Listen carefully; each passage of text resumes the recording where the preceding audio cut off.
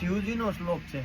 આપણે કર્પૂર એમાંથી મૂકીએ એને કોઈ મતલબ એનો શ્લોક છે જ નહીં.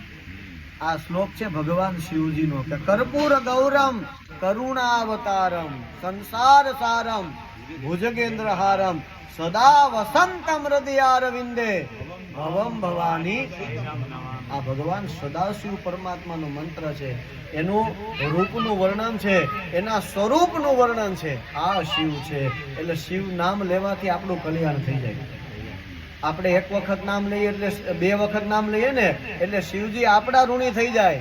મહાદેવ મહાદેવ મહાદેવીતિઓ વધે એકેન મુક્તિમાં આપનોતિમ દાભ્યામ શંભુ ઋણી ભવે. શંકર આપણા ઋણી બની જાય એટલી શિવ તત્વની અંદર તાકાત રહેલી છે.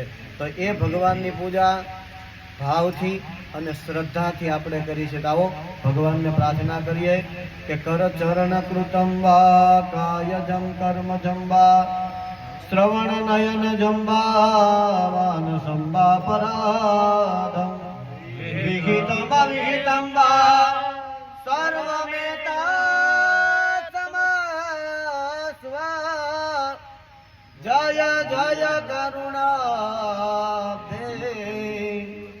શ્રી મહાદેવ શંભો. મૃત્યુંજય મહાદેવ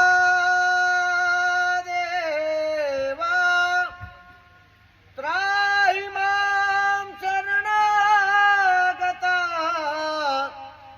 આ જન્મ મૃત્યુ જરા વ્યાધિ પીડિતમ કર્મ બંધને કર્મ બંધને આવાહનમ ન જાનામિ તવાર્ચનામ